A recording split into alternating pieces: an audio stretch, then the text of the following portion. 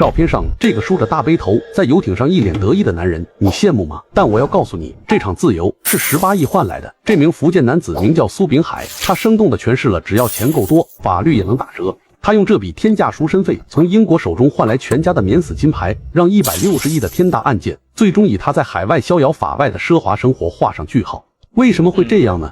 那就要看他准备的后手了。苏炳海这个人最厉害的，还不是搞赌场洗钱的手段，而是他给自己准备的那一摞护照和身份。我们普通人折腾的移民，想的是孩子教育、生活环境这些，但苏炳海不一样，他搞身份搞的是逃生路线图。我跟大家数数啊，法律上他至少有4个祖国生，他的中国，让他发家的柬埔寨，还有太平洋上的瓦努阿图、加勒比的圣基茨。这还没完，人家还握着新加坡和英国的永居权。算一算，这叫狡兔6窟。为什么是6个？我琢磨了一下，这里面的门道深了，简直是一部活生生的高风险生存指南。首先，他这不是为了享受，是为了保命。每一个身份都不是随便选的，而像是打游戏时精心挑选的装备。瓦努阿图和圣基茨这种小国，给钱就能办护照，几乎不问你来路，税务还宽松，简直就是为他这种人量身定做的隐身斗篷。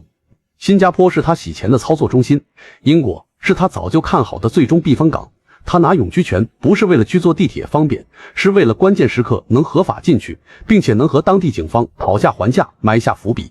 你想啊，一个旅游签证和一个永久居民，在英国警察眼里分量能一样吗？其次，他那些看起来炫富的奢侈生活背后全是算计。报道里说，他逃跑时短短10几分钟，专门带上了20多块百达翡丽的名表。我们可能觉得这是臭显摆，但在我看来，这哥们儿精得很。名表、古董、恐龙化石这些东西，体积小，价值高，全球流通，简直就是便携式银行，是能带着跑的硬通货。他甚至喜欢在高档地方甩现金，这很可能是在测试他的资金渠道是否畅通，同时给同伙发信号，看我没事儿，系统安全。他一边用瓦努阿图的护照开空壳公司，一边用圣基茨的护照买英国豪宅，这种分裂的操作恰恰暴露了他内心极度缺乏安全感，所以必须用多重身份给自己造一个迷宫。那么为什么非得是6窟呢？3窟不够用吗？我觉着这是他设计的一套分层防御系统。第一层，中国和柬埔寨是跟饥渴捞钱的地方；第二层，瓦努阿图、圣基茨，它是资金中转和应急逃生的安全门；第三层，新加坡和英国是终极避险和享受生活的地方。你看他逃跑的过程，简直就是一场精准的演习。接到风声，立刻用第二层的护照从陆路跑到马来西亚，再用圣基茨护照飞英国，一气呵成，像切换不同的安全舱。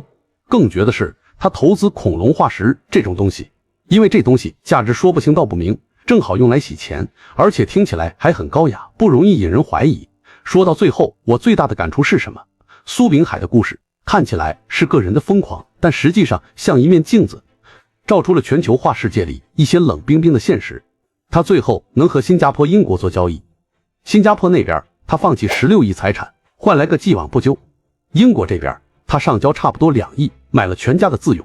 这等于说自由和清白在某种规则下是可以明码标价交易的。可他那么多钱是从哪来的呢？本来我以为他的洗钱手段就是电影里演的那种提着现金箱子满世界跑，但深入了解后，我发现我太天真了。这家伙搞的是一套披着现代金融外衣的洗钱 4.0 系统，他把脏钱玩出了花，手法之刁钻，简直让人叹为观止。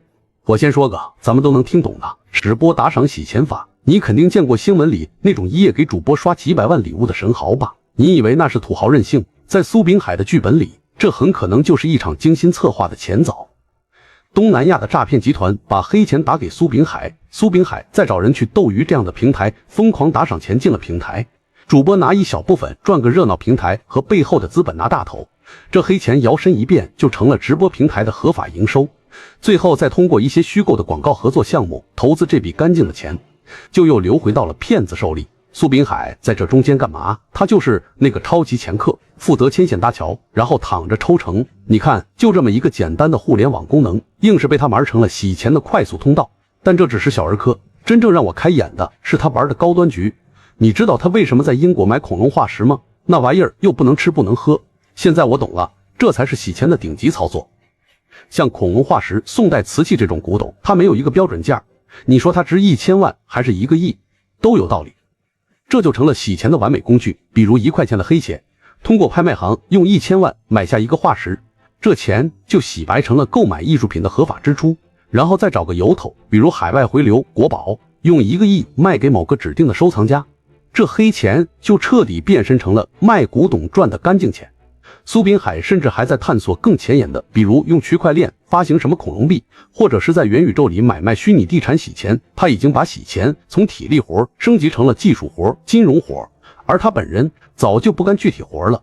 他的团队像一家高科技公司，分工明确，有专门对接客户的车头，有负责操作资金的技术员，有搞虚拟货币的币商，甚至还有监视自己人的保安。苏炳海自己则稳坐顶层，扮演着灰色金融基础设施建筑师的角色。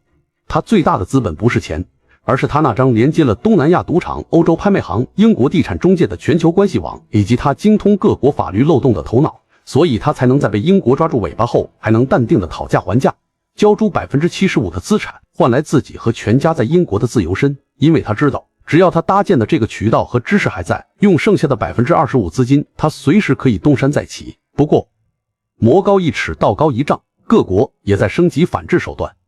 这场发生在阴影下的金融战争，其实离我们每个人的财产安全并不遥远。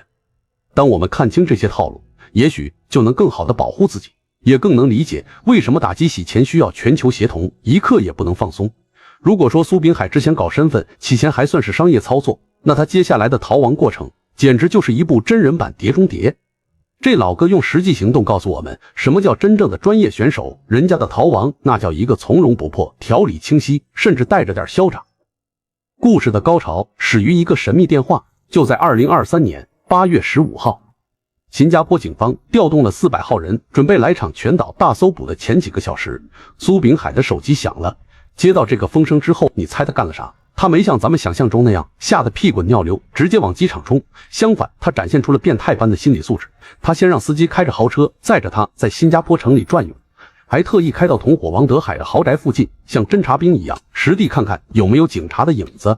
这胆子也太肥了，这哪是逃亡，这分明是在死亡边缘试探，顺便测试一下自己的情报网到底灵不灵光。确认情况不妙后，他在回家的车上干了第二件事，开了一场跨国电话会议。10分钟的车程里，他疯狂联系在印尼、迪拜、马来西亚的同伙，从四面八方核实，兄弟警方是不是真要动手了？你看到了这个节骨眼，他做的不是逃跑，而是风险管理，必须多元确认情报的准确性。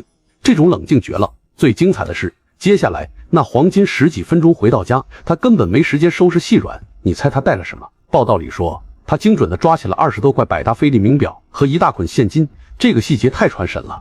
是体积小、价值高、全球通用的硬通货，是跑路时的便携银行。在生死时速的关头，他还能如此精准地选择最保值的资产，这种对财富的理解已经刻进骨子里了。这画面想想就很荒谬，一边是迫在眉睫的追捕，一边是从容不迫地往包里塞一块块价值1套房的手表。然后最嚣张的一幕来了，他坐着司机的车，不坐飞机，反而大摇大摆地从新加坡和马来西亚的陆路口岸开车溜了。2天后，在吉隆坡机场，他用早就准备好的圣基茨护照，顺利登上了飞往英国的航班，潇洒离场。更气人的是，这还不是他一个人的胜利大逃亡，而是一次全家总动员。他老婆在他走后的第2天，居然也没受到任何阻拦，从新加坡直飞英国跟他会合。过了2月，他爹妈和孩子也顺顺利利的到了伦敦。好家伙，一家人整整齐齐在英国开始了新生活。你对比一下另一边，新加坡警方兴师动众，抓了27个人，结果跑了17个，大头目全溜了，只逮住10个小虾米，这脸打得啪啪响。一边是苏炳海如同度假般携家带口转移资产，另一边是警方扑了个空，颜面尽失。这种对比充满了戏剧性的讽刺。所以看完这场逃亡，我的感觉就是，这根本不是一个逃犯的仓皇之旅，而是一个深谙规则的游戏玩家。他逃走之后，最魔幻也最现实的部分来了。我们之前看到苏炳海搞身份洗钱玩逃亡，虽然手法高端，但说到底还是个技术活。可他到了英国之后的操作，才真正揭示了这个世界运行的另一条残酷规则：只要价格合适，连自由和法律后果都是可以谈的。说白了，是苏炳海在新加坡和英国遇到的根本不是追捕，而是2场讨价还价。跟新加坡谈的条件是，我在你那16亿的财产都给你，咱们2清，通缉令撤掉，怎么样？新加坡同意了。跟英国谈的条件是，我在你这9套房子，恐龙化石总值大概2.6亿，你拿去拍卖，卖的钱75%归你，英国政府25%还给我。以后别找我麻烦了，行不行？英国也同意了，你看明白了吗？这根本不是罚款，这是一笔生意。英国警方用的那套犯罪收益法，精髓就在于不问罪行，只问钱财。他们不需要费劲巴拉的去证明苏炳海在新加坡干了啥，只要微笑着问他：苏先生，您这么年轻，买豪宅、买化石的钱都是怎么来的呀？苏炳海当然没法给出干净的解释。好，那就行了。英国人的逻辑非常现实，既然新加坡没正式要求我们抓人，那我们何必替你出头当打手？把你带来的钱大部分充公进我们英国国库，岂不是更实惠？对你苏炳海来说，虽然肉疼，但用2个亿为全家买一张在英国平安无事的居住证，这买卖也算公平。所以一个尖锐的事实就浮出水面了，自由在英格兰是明码标价的。这也就解释了为什么像许家印妻子丁玉梅那样的人出了问题也会往英国跑，因为那里提供了一个清晰的价目表，只要你愿意把你带来的大部分说不清来源的财富上交，你就能获得一个安全的港湾。那么你怎么看这场交易？